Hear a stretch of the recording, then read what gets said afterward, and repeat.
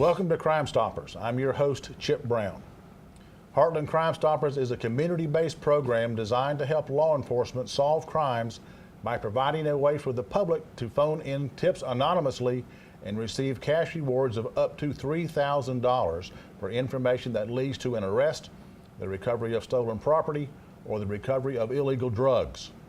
Heartland Crime Stoppers is funded through the State of Florida Office of the Attorney General, Crime Stoppers Trust Fund, and through donations from the community. Citizens and local businesses make Crime Stoppers work. On today's show, we will talk with Brian Haas, the state attorney-elect for the 10th Judicial Circuit. This office represents the people of the state of Florida in all criminal prosecutions in Polk, Highlands, and Hardee Counties.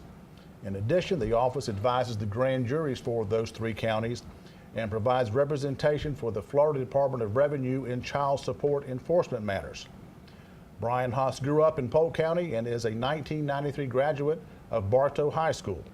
He received his college degree from Flagler College in St. Augustine and his law degree from the University of Florida. Upon graduation from law school, Mr. Haas returned to Polk County and began his career as a prosecutor. Brian, welcome to the show today. Thank you. It's good to be with you. Now, you are a Polk County product here from Bartow. Tell us about your growing up in Polk County. I grew up in Bartow and attended Bartow High School. It was a perfect school for me. It provided everything that I needed, great teachers and a lot of good people there. And going to Bartow High School was just a wonderful part of my childhood and enabled me to get into the college that I was wanting to go to, which was Flagler College in St. Augustine. Now, Flagler, I've been to that college. It's a beautiful, beautiful old campus. It is. How did you decide to go to Flagler? What made you go Well, there? I liked the size of the school. It was a smaller school. It wasn't big like the other ones around sometimes. And I thought that it would be a good step from Bartow. And it also had a very good business program, which I was interested in being a business major. And it had a pre-law program as well that had a good reputation. So I thought it would be a good fit for me, and it turns out that it was. Now, how did you decide, or at what point did you want to become a lawyer? What piqued that interest? Yeah, well, as a child, I always thought that might be an interesting career to get into, but it wasn't until I got a summer job here in Bartow at the state attorney's office that it really got me interested in the law. Mr. Hill was hiring, our state attorney, Jerry Hill, was hiring for some summer jobs, and when I was in college, I applied and got one. And the reason that it was really appealing was that it was an air-conditioned job in the middle of summer, and that certainly had its benefits. But so I was assigned to the file room, and I worked basically organizing the files and doing some data entry and things like that. And it was an interesting job, but it was when I would get breaks and be able to go up to the courtroom and see the lawyers doing cases and representing the people of the state of Florida and criminal cases that I decided, this is for me. This is what I want to do. And it was then I decided I'm going to go to law school, and one day I'm going to come back here and work. And that's what I was able to do. So after you go to a little bit larger school, University of Florida. Just a little bit, yeah. A little bit larger. Yeah. That's kind of what I did. I went to a small school in Hattiesburg, Mississippi, University of Southern Miss, and then transferred to USF. And that's a big jump. It's a lot of difference. Yeah, it is. I loved Gainesville. And the law school was just a really good experience for me. I mean, it was difficult, obviously, and law school is not supposed to be enjoyable, but living in Gainesville was a lot of fun, and I was able to go to some football games too, and that was always good. The student tickets are pretty cheap. So, but the law school worked out well, and by the end of the 3 years, it's a 3-year program in law school, I decided I'm going to stick with my plan. I want to come back to Bartow, and I want to be a prosecutor. So I took the bar exam and passed it, thankfully, and started as a prosecutor with Mr. Hill here. That was in 2000. Now, I know that you spent your initial 3 years with the state attorney's office, and actually ended up at that point, after 3 years, being in the special prosecutor's office. Now, tell us what that entails. What is that? Well, our office is divided into various divisions. We obviously start our new attorneys in our misdemeanor division. That's where the lawyers learn how to really prosecute a case, and those are the less serious type cases. They're important, but they're not as complicated as some of our more serious cases. Then, once you're able to get a handle on that, then we would move the attorney up to the felony division. And if things go well there, then you go into a specialized unit. One of our specialized unit is the crimes against children. Those are cases in which children have been either physically or sexually abused, and those are very difficult cases, obviously. I was going to say those are really hard. I know, having worked with the detectives that investigate those cases, it's hard to imagine, what people will do. Yeah, it's shocking. It really is. My first day in the division, I walked into my office and there was this filing cabinet. And it was just filled with files, and it just hit me all of a sudden that these are all tragedies in this filing cabinet of children that have been abused, and their lives are just a mess right now because of some adult that was allowed access to them or had access to them, and they've been terribly abused. So it took me a while to just let that sink in, that here in our county there was so much of that going on. And you have to take it one case at a time. You can't solve all the problems of the world, but you can hopefully help that one child in that particular case. And the sad part about that is any victim of crime is going to be traumatized for a period, but you see this in especially small children, that it can affect the rest of their life. It can, and children react differently to it. They don't necessarily react how you or I would expect them to. And the frustrating thing is that sometimes people have ideas that victims of crime, particularly children, should act a particular way, and they just don't. But it's a long-term healing process that some of them may never get over. But just because they've disclosed and they've reported and now there's help, that doesn't mean that they're healed. It's a long process, and some recover more quickly than others, but it's a tough case. Especially when you have these young victims, there's only a very limited time that you can actually interview them and get their story to try to keep that traumatization as low as you can. You still have to talk to them, obviously, and get the story and know what happened. But there's very strict rules and guidelines to try to keep them from reliving it every day. And those rules are important because we don't want our children to constantly have to come in and rehash this thing over and over again to various different people. So there are rules that limit how many times they can actually be questioned, and I think that's a positive thing. But it's also important for us as prosecutors to review and know the evidence in the case, but also have an understanding of what this child will say and how they'll testify at court. Because the last thing we want to do is launch a criminal case against somebody that's not guilty, obviously. Yes. And we've had over the years, it's rare, but it does happen where children will be put up to making up a story, or they'll, for whatever reason, make a story up. And we try to stop that at the very beginning because just the allegation of a molestation could ruin someone's life. So we're very careful, particularly with those cases, and law enforcement does a great job when they investigate those cases. And the sheriff's office, as a matter of fact, has an in-house detective that actually works out of our office.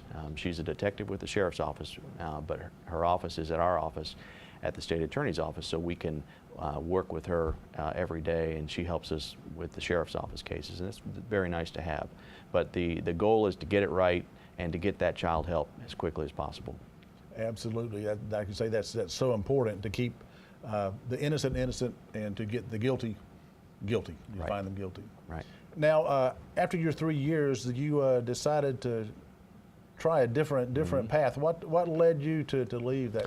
Well, as much as I enjoyed it, my wife and I were about to have our first child, and thought, well, I'll give private practice a try and see how I like it.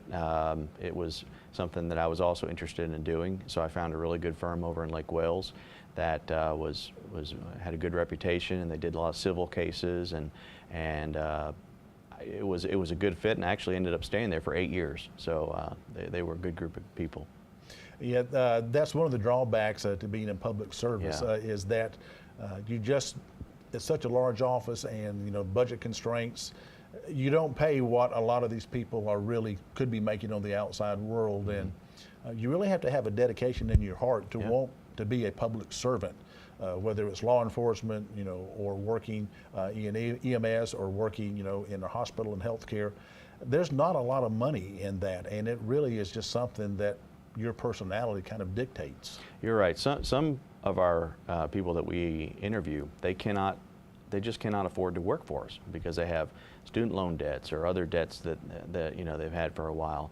And the salary that we start out at is very low, and it takes quite a while to get that salary moving up to where you can actually be somewhat comfortable. So that's part of our issues that we deal with is we have our attorneys, they stay for a few years and then off they go into the private sector, and it's a challenge.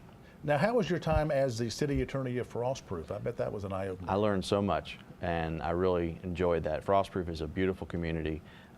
Even growing up here in Bartow, I didn't really head down to Frostproof much for anything. So when I was their city attorney, I learned a lot about the people there, and there's wonderful people in Frostproof, and they have a beautiful city. But the nice thing about being a city attorney is you're always challenged with new issues that come up. You know, one day it could be an employment issue, the next day it could be some construction issue or a public records issue. So you're always having to learn new things. So I did that for 7 years, and it was a really good experience. Brian, if you will stick around for a few minutes, we've got some cases we're going to profile. Okay. Crime Stoppers provides a way for local law enforcement to receive information on crimes while keeping the people providing that information anonymous. These efforts increase tips, which in turn solve more cases and identify criminals in our community. Here's a look at some of our most recent cases. At approximately 6 p.m. on Saturday, October 8, 2016, these female suspects entered the Chevron gas station located at 6205 Lake Wilson Drive in Davenport. 4 of the suspects proceeded to the back of the store and removed approximately $120 worth of snack foods and drinks. The suspects placed the stolen items into a large black tote bag, then exited the store without paying. The suspects were last seen entering a white 4-door sedan bearing Georgia license plates.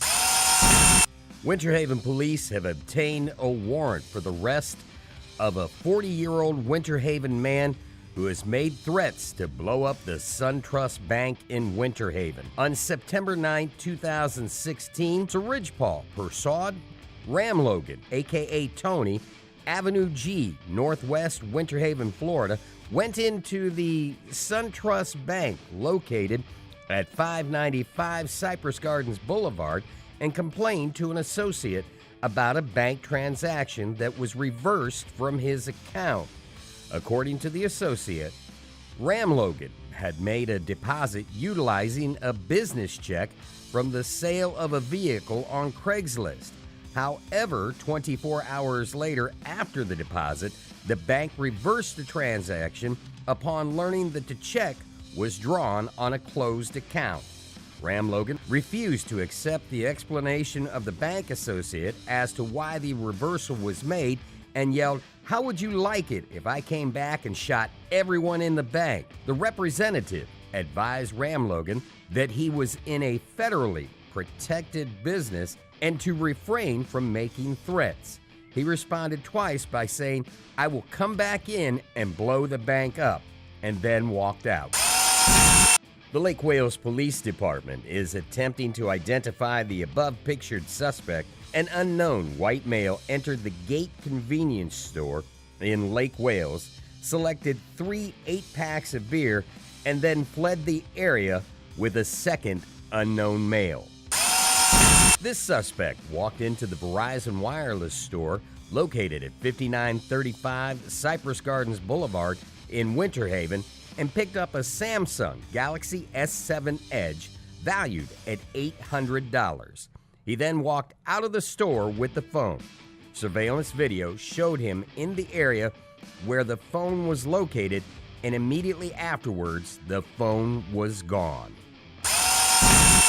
On Saturday, October 8, 2016, these 2 suspects entered the AT&T store located at 641 Highway 1792 in Haines City, where they ripped off several cell phones from the case displays. The suspects then fled the store on foot. We still need your help in identifying the vehicle which struck and killed Gary Milburn on March 22, 2016 on U.S. Highway 98 North in Lakeland. Gary Milburn was hit by a car at 9:30 p.m. in the 2700 block of US 98. Witnesses described the car as dark and low to the ground. The car also had a loud muffler. Winter Haven Police is asking for the public's help in identifying this subject who entered the Walmart at 7450 Cypress Gardens Boulevard on September 28th at 9:06 a.m. He selected a Jackal Redbow 315 SPF crossbow and then exited the garden center. On September 28, 2016, shortly before 8:30 a.m., these two individuals placed a skimmer on an ATM inside the 7-Eleven store in Tampa. This theft suspect from Lake Wales is wanted for case 16-2315.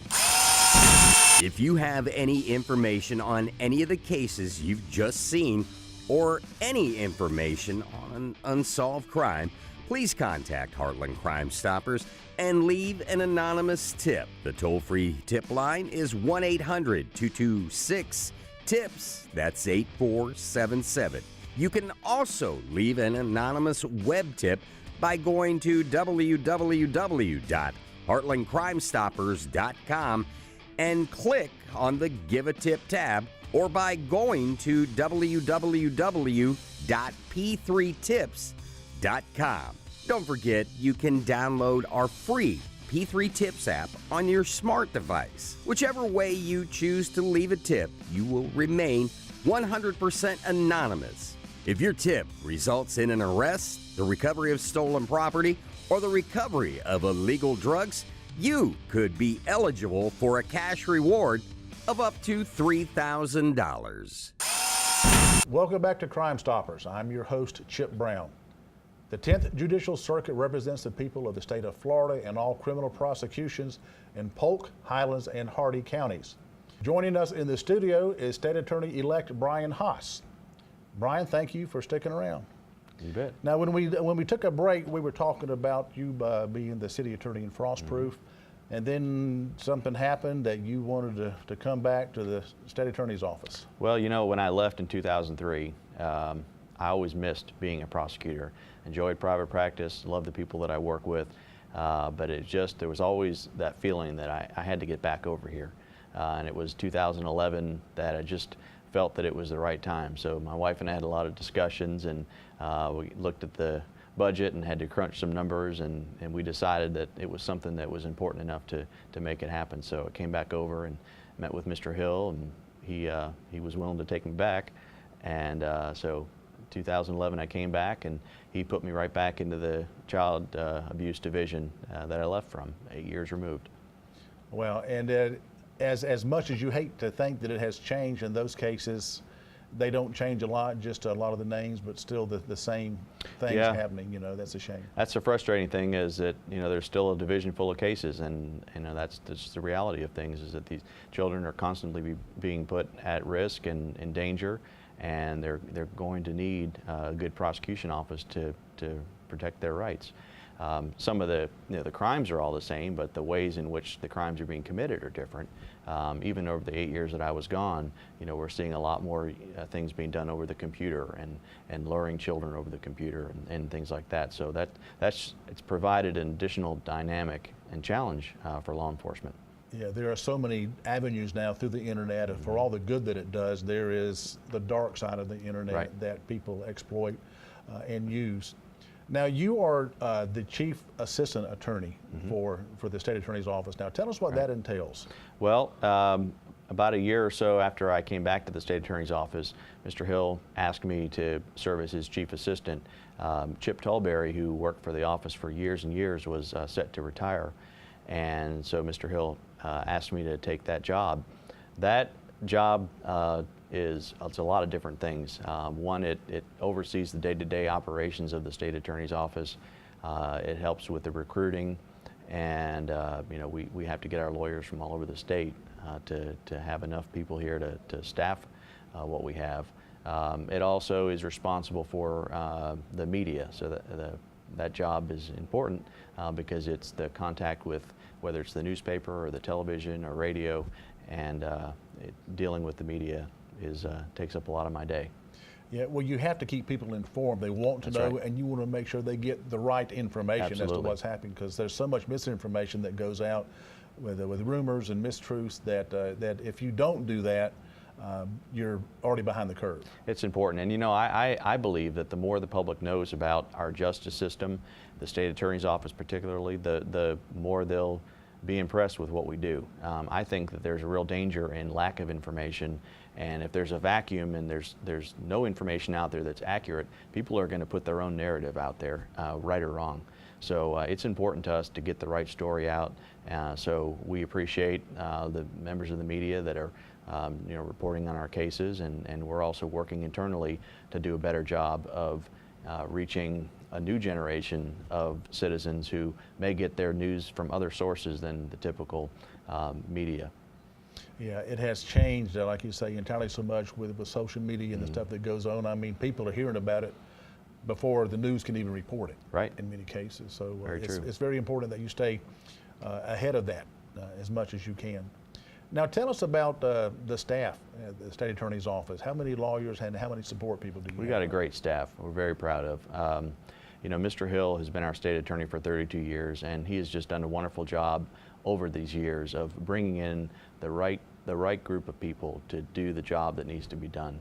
We have about 90 full-time prosecutors, and that's in 3 counties, Polk, Highlands, and Hardee, and we have 11 investigators. They're sworn law enforcement officers that help us do trial support to get our witnesses and find people that are missing as part of our cases, but they also do their own investigations that provide us with additional cases in certain circumstances, and it's a very important part of what we do.